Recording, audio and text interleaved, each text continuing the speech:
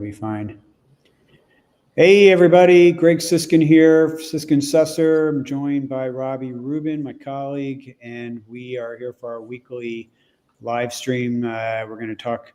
Actually, when we initially, it was like, is there going to be much to talk about in the news this week? And always, it seems like there's a bunch of things that come up. And this week there are as well. We have a lot actually on the to talk about. Robby, I'm going to let you be the topic master as far as basically telling what the order is, the things that we're going to talk about. But there are some big ones, including several things that are going on at the Supreme Court that we had news on this week. So what's your first on the agenda? We could start. If we're at Supreme Court, we could go with. We could start with the birthright, the recent arguments at the Supreme Court about birthright citizenship, and yeah. So I was on an airplane, but I was watching a live blogging that was going on during the whole thing.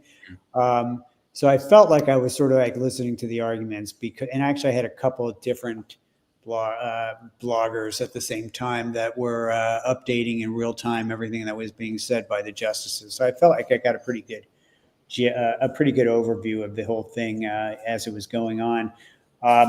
And there was a lot of skepticism. I think they didn't really even have to do a deep dive into the issues of the case. Skepticism from the justices. Skepticism from the justices in general. There were not from any of the questions anyone that sounded like they were definitely planning on ruling with the government on there. There were some, there were basically two things that were going on with this case.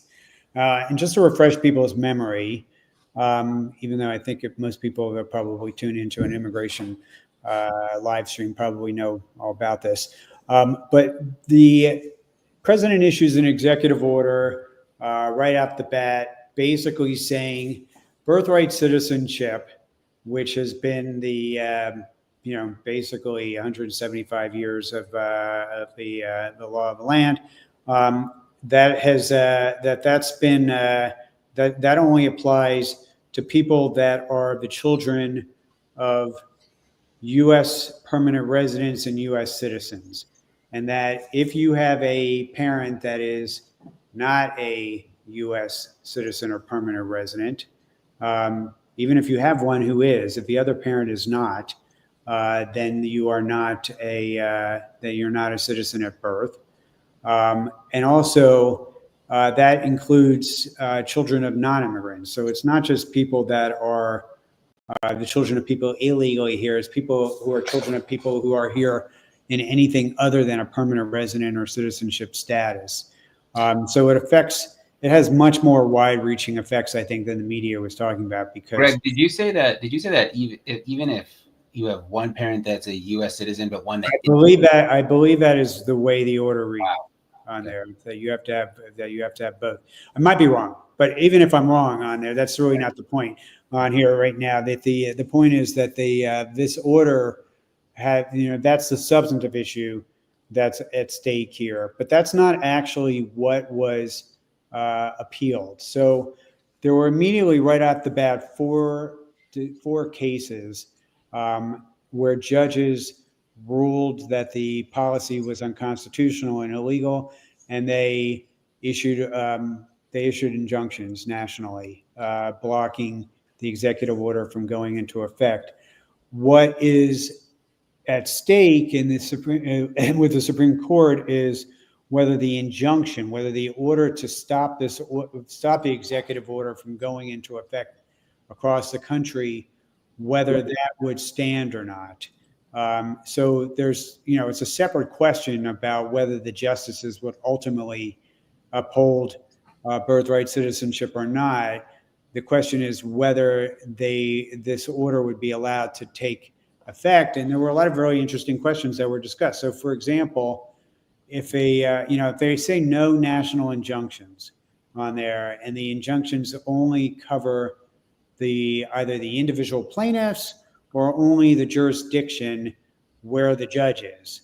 That might mean, and this was brought up by the Attorney General of New Jersey, that you might have somebody from a state where birthright citizenship is the judge rules with the president, and then they move to New Jersey, and a judge there says, we're ruling against the president. Mm-hmm. What is the person's status?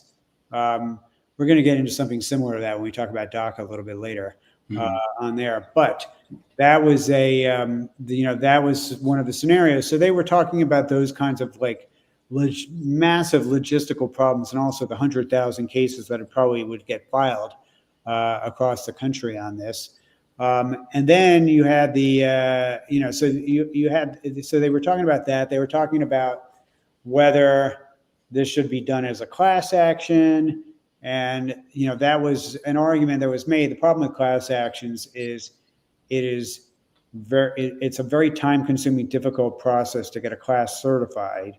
And in this case, especially with the temporary restraining order, which had, requires very rapid action, that whether that would have been effective in preventing this order from going into effect and potentially having massive adverse effects around the country. So they talked about that, and they didn't really talk that much about the birthright citizenship in general and about the substance. I will say that what the administration is talking about is overturning. Not overturning, but basically having a very novel interpretation of a constitutional amendment, the 14th Amendment to the Constitution, where there's not a lot of evidence that was at all what was intended. And what they were basically trying to say, the government, is that the 14th Amendment only applies was only meant to apply to freed slaves, and wasn't meant to have sort of a go forward impact for any other groups other than that.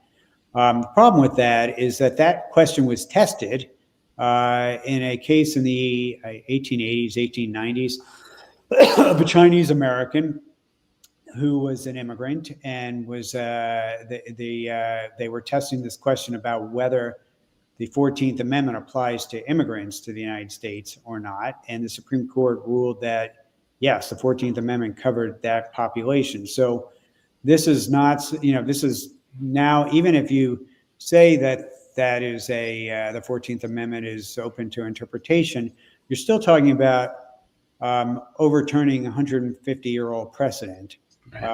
Or 100, whatever, it was 100, at least 130 or 140-year-old precedent on there. And that is something that even a Supreme Court that is deemed, to be really conservative and all that, they're not as likely to want to go back and review that, especially since there have been many courts in the, this could have come up many, many times over the generations, and it never did. This is not something that's sort of a new issue, for birthright citizenship. It's been there all these years. So what changed, recently? You could argue that, they did it on abortion, but abortion really was a much younger issue. Wait, yeah.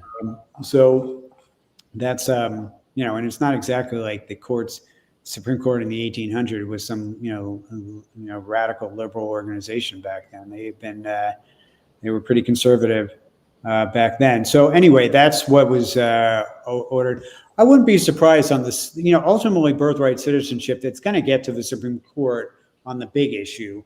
And based on what I saw this week, it wouldn't surprise me if there was a 9-0 decision upholding the concept of birthright citizenship, or at least saying that, at least Congress has to change it. But I would say that probably they would say it has to be changed by constitutional amendment.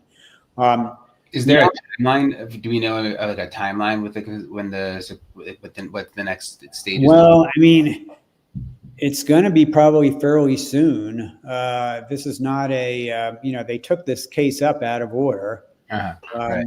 And they, it's an injunction. They could take their time, I suppose. I mean, who's really harmed? and I think the administration has a hard time showing why they're really harmed if this doesn't go into effect immediately. And the Supreme Court may just say, we don't have to make a decision right away because nobody's being really harmed in any new way or anything like that. Right. So maybe they'll take a while, but my guess is that they are not, and that they are. I don't think there are 5 votes for the White House on this right now. I think they might get a couple of votes because there are some people. There are some justices who don't like national injunctions, and we're going to talk about that maybe in the next case. Yeah. That's on the list, which would be probably the Venezuela case. Yeah, so that's a good segue. The other big case that's been in the federal courts has been Texas versus United States.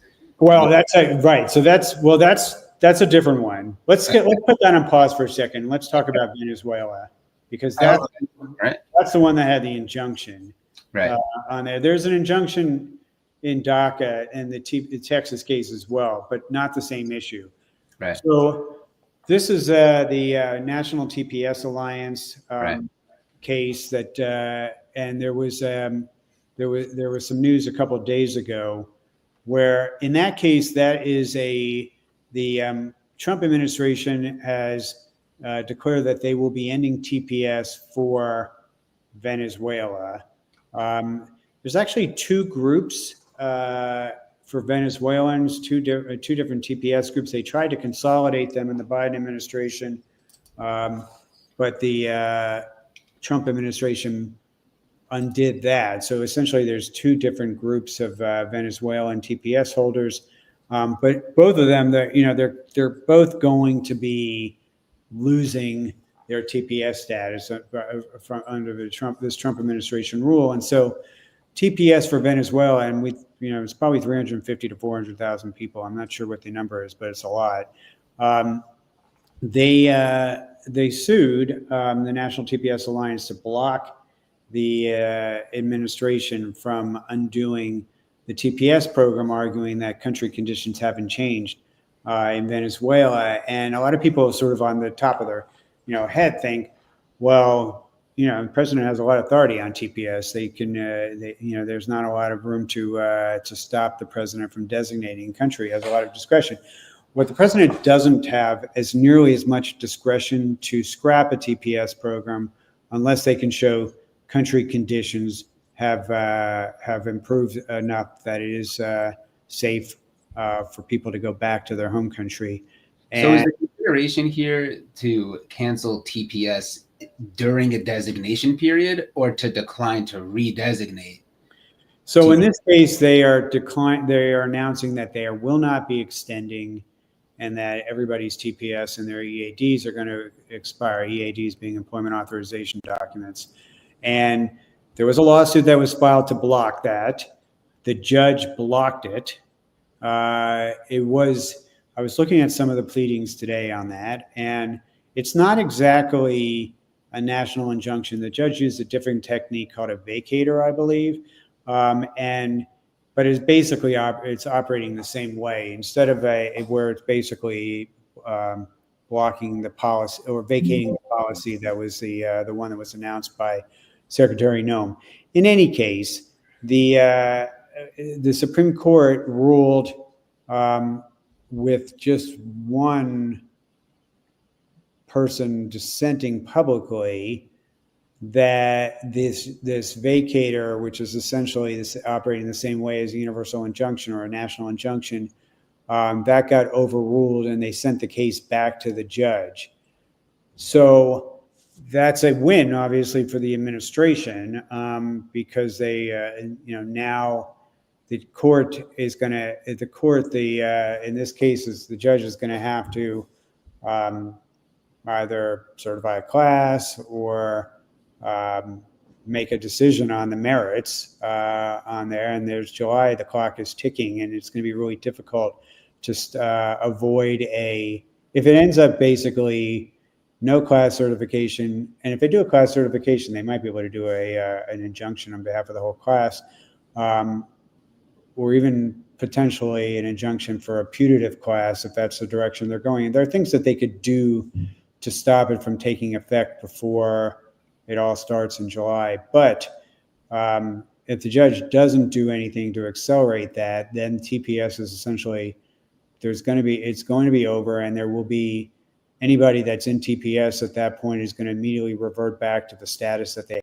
had right before TPS. Which, by the way, is October 2026. What's the that's when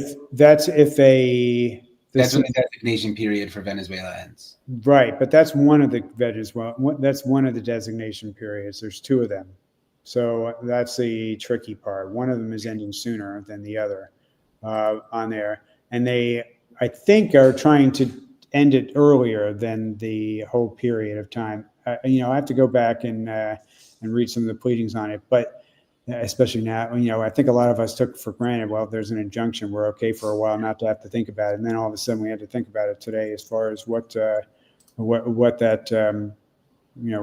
means for this particular case, since we don't have a decision. So it's basically, for now, whatever the administration announced is going to be going into effect unless this judge does something else or another judge does something between then. And there will be, very likely, this is not going to go away quietly. My guess is that we're going to be seeing we're going to be seeing more news about this litigation soon. So anyway, that's but the point on that one is that the Supreme Court didn't like the idea of a national injunction. They didn't make it was, first of all, there was no written decision here about anything. Yeah, there's no you can't, nobody signed it. We don't know which justice, or what each justice thought about it.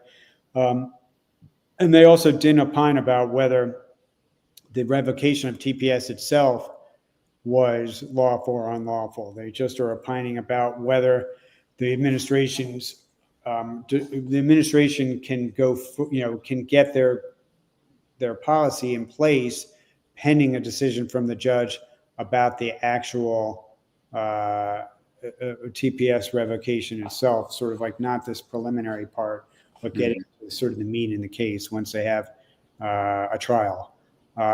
So that's where we are in that case. It's also going to be a similar issue for the Afghans, who also are I think it's just those two countries for now that have had TPS announcements.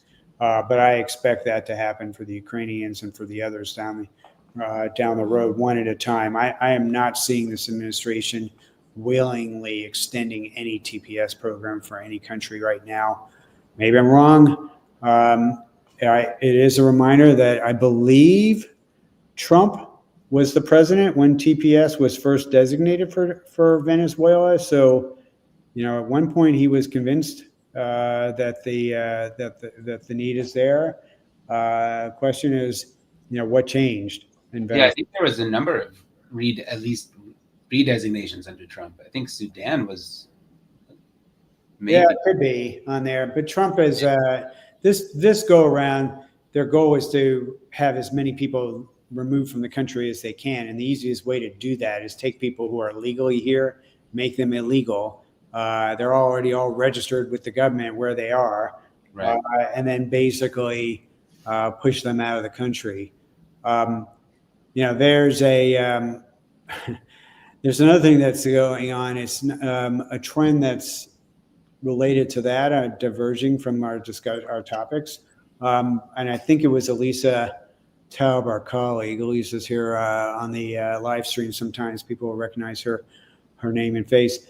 Elisa was pointing out a trend that is starting to happen around the country with ICE, where they administratively close a removal case that's in removal courts. And if the person is here less than 2, they're specifically looking for new cases in that are in removal proceedings, take people out of removal proceedings, and then put them on airplanes and ship them out via expedited removal. Right. If they're not in proceedings, and they are in the U.S. for less than 2 years, and they entered without inspection, they are subject to being removed from the country without a case in court, which is part of this. There's a strategy to get to 1 million removals a year. That's been reported. I think the New York Times or the Post had some really good reporting that is the number the White House is pushing on all the agencies. The record for removals in 1 year is like in the 400,000s, and that was in the Obama administration, believe it or not in the Trump administration. So there's not a lot of easy ways to get to that if you have to put people through removal proceedings. They are not at this point increasing the capacity of the courts. There's really sort of, if anything, the courts are just getting further and further backlogged. So the only way you can do that, or you do things like use the Alien Enemies Act and put people on airplanes and ship them out based on being deemed to be in a group that's an enemy of the United States. And that's been in the news, and there's a case this week we'll talk about on that. You can also employ expedited removal, where they will they'll find anybody that's in the entire country they deem to be here less than 2 years and enter illegally. They can ship them out without putting in removal proceedings. And by the way, this is something that we've talked about on the live stream before, but the burden is not on the government. The burden is on the immigrant to be able to show on a moment's notice that they have been here for at least 2 years, and there's a lot of ways that they can do that. But if they pick you up and you have nothing on you, then you are, then you are very possibly going to be on an airplane and shipped outside the country if you're in that situation. So it is a good idea to have always something in your wallet or on you or whatever, where you can prove, at least make the assertion that you're not covered by expedited removal. Anyway, so Robbie, that was the Venezuela case. We also had today we had news that you were just talking about before, regarding DACA. And so there's this case, Texas v. U.S. You want to say anything about that one, or you want me to sum it up? You might be able to do a little bit, better Well, job. I think I can, it's not that complicated. There's a judge in Texas. He's the only district court judge in his district. He has a long history of making rulings a certain way on immigration issues and some other issues. And if you file a case in that court, it is a very predictable outcome of how that's probably going to go. And that may be, I don't even know if you can really blame the judge for that. It's like he's not the one who made the decision that he's the only one, and he has a judicial philosophy on there, and this is how he's going to rule on there. But that's the way it is. And actually, that was, this whole thing where the administration is trying to fight national injunctions right now. There's a little bit of an irony, because that served their interests, the anti-immigrants' interests, quite well in the Biden administration, where they were able to get national injunctions to block things that Joe Biden and Barack Obama were trying to do by finding judges that, for filing cases in courts where the cases the odds were probably a little bit better. So that was the case in Texas. And the state of Texas, as well as I believe there were I don't know how many other states joined in on it, but the state of Texas was filed it in Texas. The district court ruled that the policy is illegal, but they said that they would leave it in place with respect to the forbearance of removal, and they would allow people that were currently in the program to continue renewing, and they would allow people in the program to continue getting employment authorization documents. So that case got appealed to the Fifth Circuit. The Fifth Circuit basically ruled with the Texas court, and this has been going on since I think like 2018. And and just today, something big happened in the case, which is that there was the Fifth Circuit made a decision in March on how how this was going to be implemented unless there was an appeal to the Supreme Court, that they were going to let this decision now happen. And what they said in their decision in March was that unless there was an appeal to the Supreme Court, that you would have it would take effect only in Texas, and it would only apply to EADs in Texas, but renewals would happen anywhere, even in Texas, and then it would be also it was renewals that were going to happen only in Texas. I mean, excuse me, EADs only in Texas, but renewals nationally would be allowed. That is and people currently in DACA nationally, including Texas, would continue to be in DACA. So that is what they sent back to Judge Hannon today, because nobody applied for certiorari with the Supreme Court. I don't know what the strategies were on both sides for not doing that. I think what I mean, I was just reading through MALDEF, which is the organization that's many organizations involved. Yeah. Was that I don't think they said it explicitly, but they were saying, I think what they were thinking is that if they did go to the Supreme Court and it didn't go their way, it could have, right now it's just limited to Texas, which is bad. But if they go to this, if they take this, right, I get MALDEF. What I don't get is why the state attorneys general at this point. I mean, I guess Texas didn't because but I mean, in Texas, what they wanted. They still haven't killed the DACA program in Texas. It's just the EADs. Well, it's part of it. Going back to, I guess, so now it goes back to Judge Hannon. Right. And Judge Hannon, though, I think is going to do what essentially the Fifth Circuit told him to do, which is what I just said. I believe that is what's going to happen.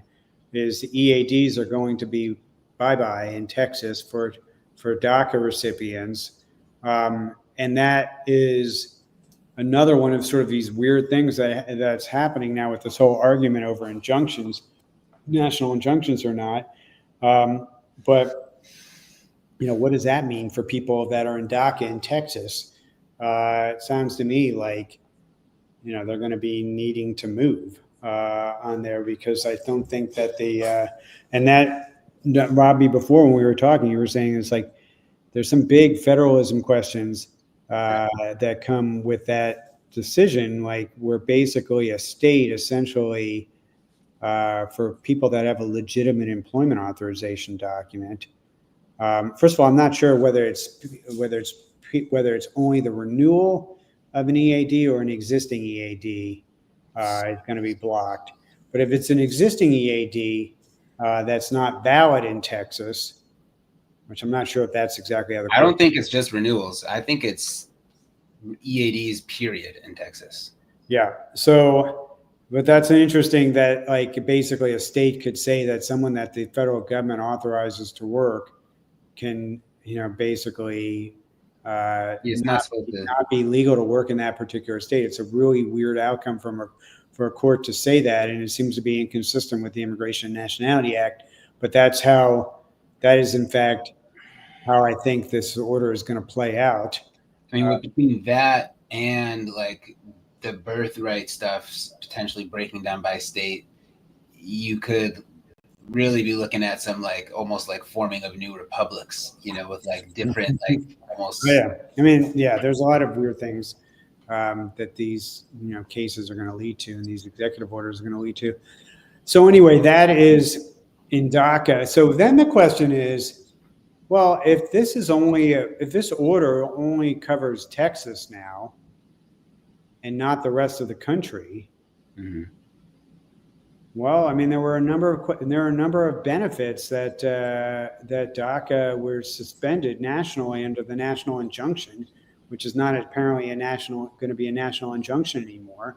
Like new people applying for DACA, you may recall, Robbie. I'm not sure. Well, I don't. This may even predate you, but people when this decision initially came down, a lot of people were filing new DACA applications just in case, and basically USCIS sat on them.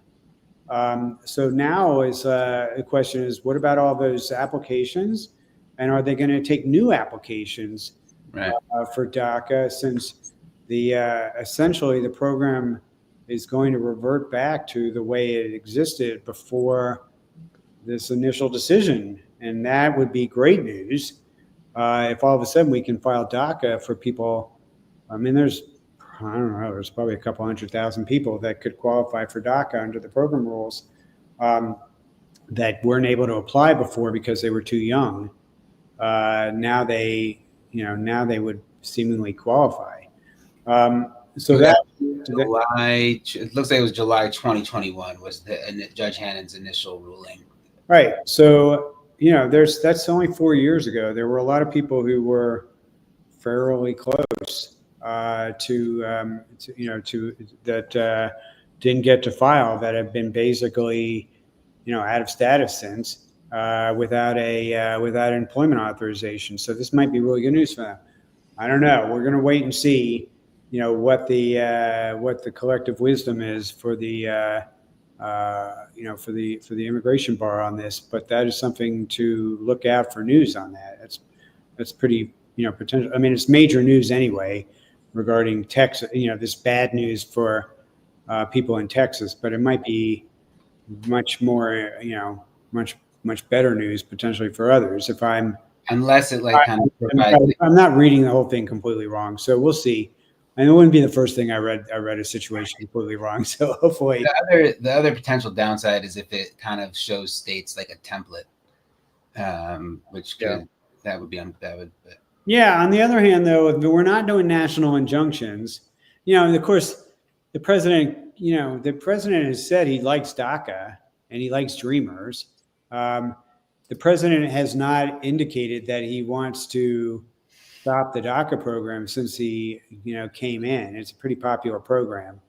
So I don't know. The administration is kind of in a quandary as well about how they're going to, go forward. If it looks like the Supreme Court is not going to save the day for them and let them basically make the hard decision and take it away from, if it's completely on the administration rather than the court, I think it'll be interesting to see how they go on it. It would be, DACA, there's like 200,000 healthcare workers that are DACA recipients. They're DACA lawyers, DACA physicians, DACA engineers. There's like a lot of people in really important jobs now, because this program's been around since 2012, that have, been rising in their careers and all of that. So that'll be really interesting, I think, to of what this decision means, and also how the administration is going to react. Okay, so continuing on, Robbie, what else do we have going on in the news this week? I think got some news and some reactions from judges on the administration's use of the Alien Enemies Act for removals, and the inappropriateness of both the lack of process that is going on, and also so 4 different courts now, I think, in the last couple of days have had something to say about all this. The big one being the Supreme Court. What'd they say? Well, they said, the Supreme Court's, held that it's an inappropriate use of an invocation of the Alien Enemies Act. Right. That's not good for the administration. If at this point the Supreme Court is already doing that, I mean, I think that signals all these other courts, even the conservative judges, that and they're also starting to, we've kind of been talking about it a little bit, almost somewhat facetiously, in our law firm, that we, the idea of finding some criminal contempt that they keep on doing these removals unlawfully and against court orders to third countries, and they keep doing it. And I think we were discussing about it today that there was a judge, I believe maybe in Boston, that I don't know if it was like a direct threat. Yeah, that was about first of all, I didn't even know that the Djibouti was a designation now. Yeah. I heard about Libya like a week or two ago. I think I heard something about South Sudan or Sudan, not South Sudan on there. But these were people that they dropped in Djibouti. And that was basically, the different population than they sent to El Salvador, but not people from Djibouti on here. These are people from other countries who the administration put on an airplane and shipped to some random country where none of these people actually have passports or any rights to be there. And that is that did not go over well with Judge Murphy, I think it was, in Boston, who told them, you cannot do that. And then they went ahead and did it anyway. Yeah. So now the judge is super angry. Yeah. And he's, we'll see on it. Judge Boasberg still is basically, hasn't done it. He hasn't issued a final decision on contempt in his court for something very similar for that flight to El Salvador. But in this case, this judge is seething. And hard to blame them. I mean, yeah, and he's going to, and he said somebody's going to be held accountable for this. It's also because they're not telling them that they can't, they're not saying you can't remove these people. They're just saying that, number one, there's a way to do it. And also you can't you have to, there's due process. There's a way, right. That's the whole thing. You can't just basically impose justice.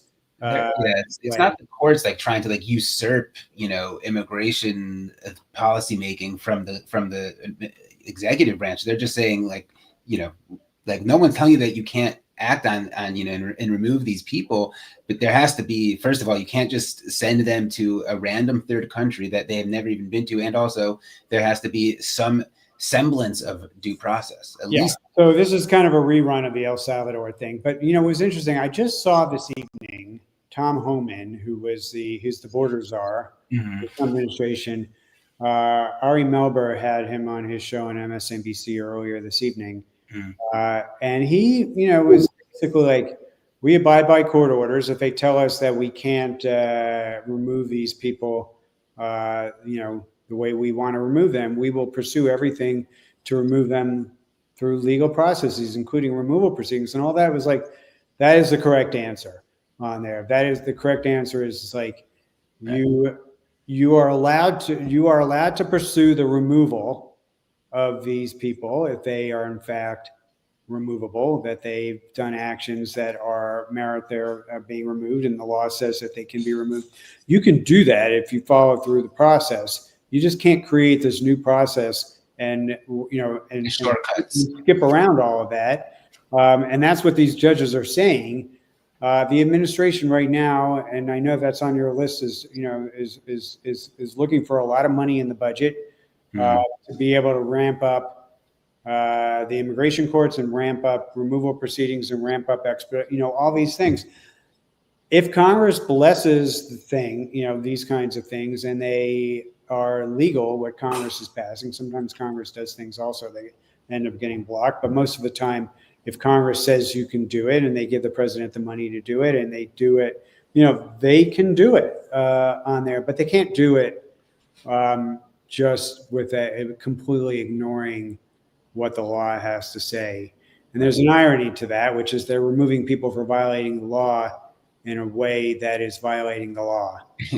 On there. It's if you want to at least set the right example for the country, which is that law and order matters, including law and order by government agencies, and that they have to follow the same laws that apply to all of us on there. So that is so there was that case in Boston. There was a Supreme Court, and then I think Judge Boasberg. There was some news out of his court today or in the last couple of days regarding him reaching some kind of. I think he's actually now made the determination that his order was violated, was illegally violated. He was doing an investigation of that question afterwards about, he was, just as a reminder, he was the one with the El Salvador and the, yeah, he's the Maryland. I mean, he's the DC judge. I've had, we had one of our big cases, and I think the Milligan case was in front of him. Very smart guy, but he's treated this case very methodically as far as, going through all the hoops to show that he gave every, possible benefit of the doubt to the administration, as opposed to just, reacting with the decision. But I think he just has made his decision that his order was in fact violated. They were trying to make a claim that somehow that didn't happen. And so we'll see what happens now with regard to that. And then we have the Maryland case with that judge also, who had an order in place not to remove the Abrego Garcia, and that case is also still alive. So we still have several, now at least 4 courts in the last couple of weeks weighing in on this issue. All right. Are we done with the court cases? Well, we have our case. We have our case. Yeah, so we on CVIS, which I know is that case. So basically, where we left off with CVIS is we still have a lot of people were terminated CVIS records. Many people of the CVIS records were reactivated, but 2 things are going on for most of those people. One is that while the record's been reactivated, there is no retroactivity, at least not showing up in the CVIS system itself, showing that the person was in fact valid, had valid CVIS, maintained their CVIS record all along. And that's one big issue that is a problem, because potentially could prevent people from changing status to another non-immigrant status, could prevent them from getting employment authorization documents, could even potentially end up putting some people in removal proceedings.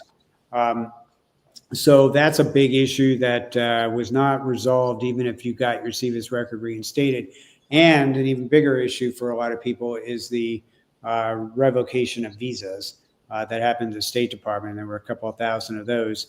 As far as I know, there has not been any trend of visa reinstatements. Is there even a mechanism through which that could happen? They can do that. Is it possible to reinvoke? Yeah, because basically nobody's taking your passport and putting a big X through the visa. It's just in the computer. So basically all they do is reinstate it in the computer, and the visa on your passports springs back to life on there. So, and your I-94 and all that would basically put you back in the position that you were in before. So our case, we filed in Georgia. We have about 350 plaintiffs in that case.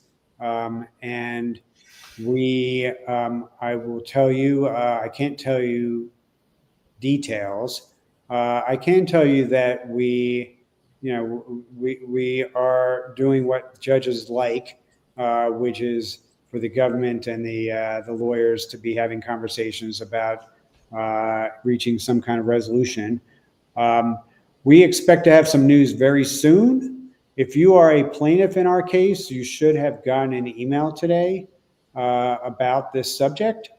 If you are a plaintiff in that case and you did not get an email, you may have an issue with getting emails sent via Constant Contact, which is the mail software that we're using. So go check with whoever whoever maintains your emails. Make sure you're getting them, because we need to be able to. A lot of times we're asking our plaintiffs to be able to get information back to us quickly. We've noticed some people are not, and then they say, I never got the email. And the odds are it was your spam filter that blocked it. So there was an email that went out not to plaintiffs today, not the original Georgia plaintiffs for the original 133 people, but all the people that were added in during the amendment. If you did not get an email today, go and see if you can find out if it's blocked somewhere on your end before you tell us that later on that you didn't hear from us. Anyway, that's so there, like I said, we expect to have some news very, very soon on that case, and I'm hopeful that it's going to be news that's going to make people happy. But just you're going to have to wait a little bit. I can't say more at this point. Wouldn't be prudent. Okay, so that's the end of the discussion of all of these lawsuits. I think the courts anyway. That's on our debt. That's the theme of that's the theme of this administration. Is everything is about discussing court cases. Yeah. All right, but we did have some news on other fronts, mainly the legislative front, which is usually not a lot of news to report about immigration legislation in Congress. There's been like 2 bills passed in the last 20 years. But there right now are 2 that are moving along, one of which makes us happy and one of which makes us unhappy. You want to talk about the happy one first, Robby? Sure, I'll do the happy one. This is Robby's actual, he is like a superstar when it comes to R1 visa issues on there. So he knows a lot about this. But Robby, what is this legislation in Congress that's bipartisan? What is it trying to solve? It is trying to solve a problem that has been created by the EB4 backlog, which has basically gotten to a point where it is become impossible for people that are coming here on R1 non-immigrant visas to be here for enough time to even, beat out the clock, so that way they'd be, current to apply for the EB4 religious worker visa. Right now, I think it's the priority date, right? The filing date right now for EB4, I think, is in 2019. So right, you only can get 5 years maximum time on an R1. So there's no way you get 2.5 year bites. But yeah, so you get the maximum you could get is 5 years. So people that are coming in, in the last 2-3 years on R1s, they have no chance. They have basically no chance unless they, we've been experimenting with all sorts of different, stopgap, solutions to try to get people to their, to their EB4 date for people that have priority dates that filed an I-360. So for a while, we've kind of internally been saying, it would be nice if the same thing that applied to H-1B extensions in the I-140 context for people that, can get those H-1B extensions that have an I-140 pending, but their priority date isn't current. That would seem to be the natural resolution to this same dilemma.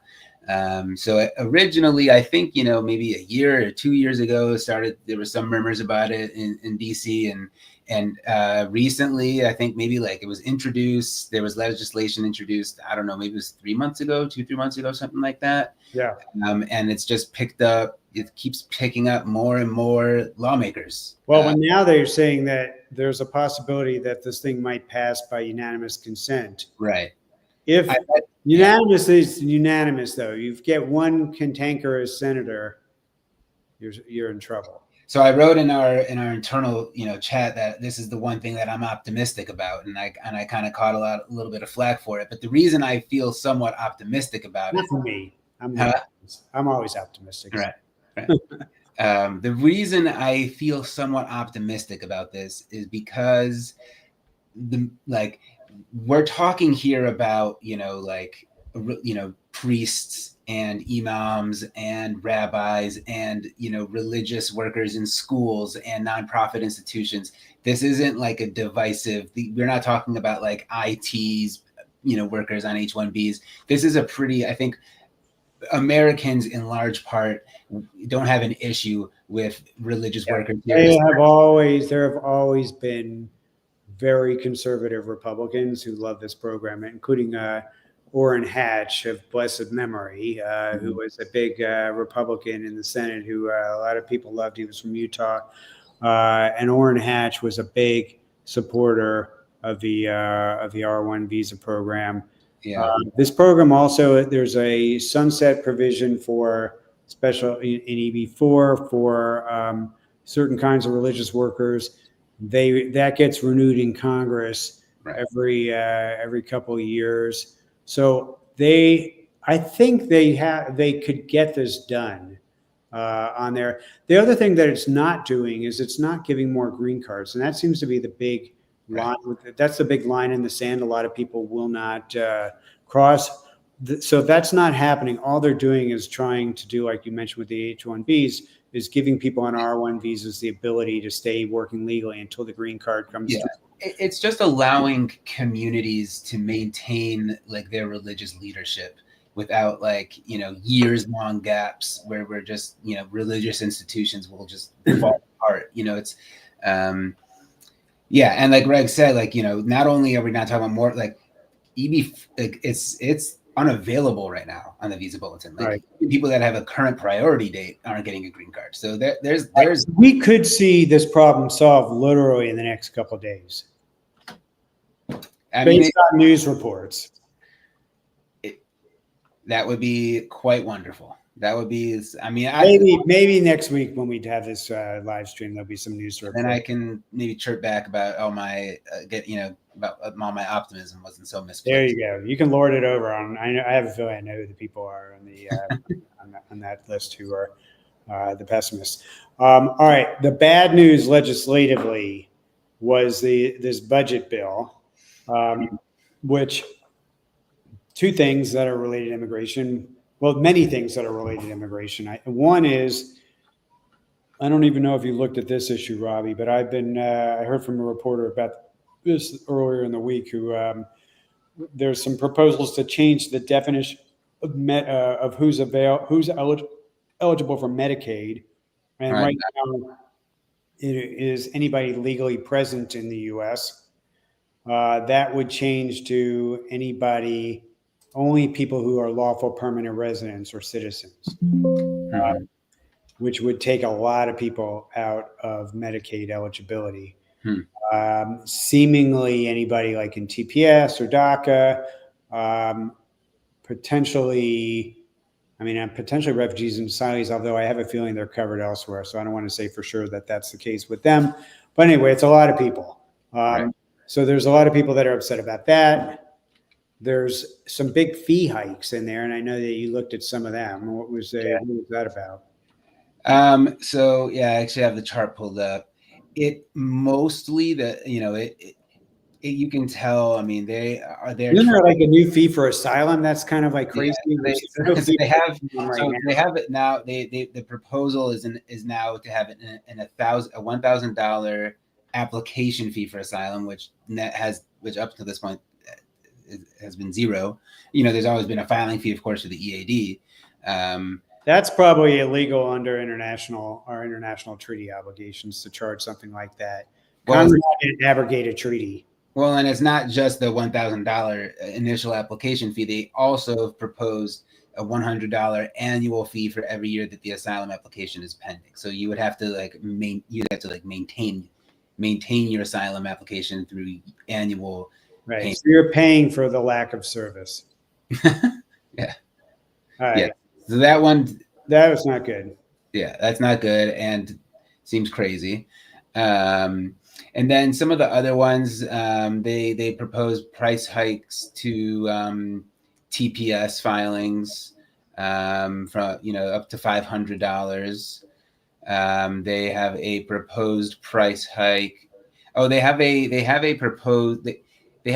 proposal for a $250 what they call visa integrity fee. Not entirely sure what that means. I mean, a lot of the categories already have some fraud fee or whatever, but this would apply to all non-immigrants. You know what I'm reminded of? Do you ever see the play Les Miserables? I have not. There's a scene in the and it's a really funny scene in the musical, but about the Thénardiers, and it's sort of like in the book itself also, they kind of had it, but it's done a lot better in the musical.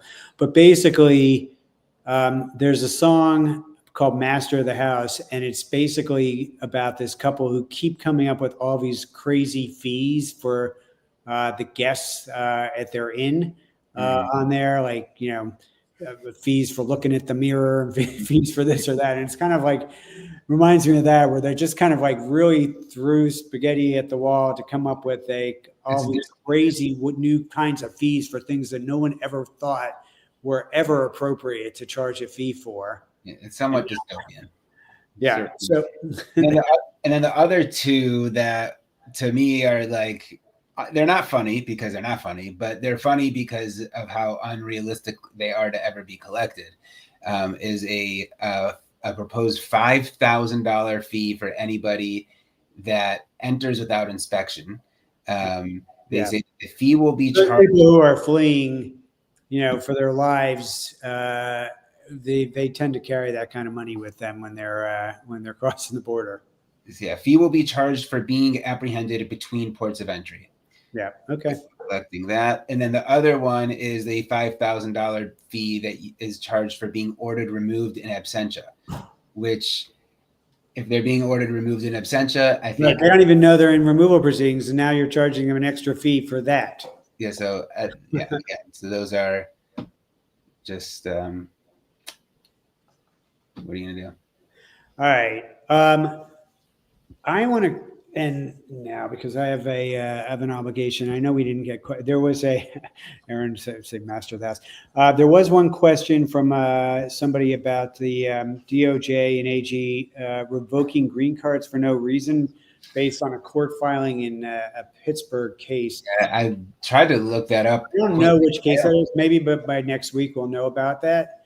I didn't see it. But Aaron knows the lyrics to that song.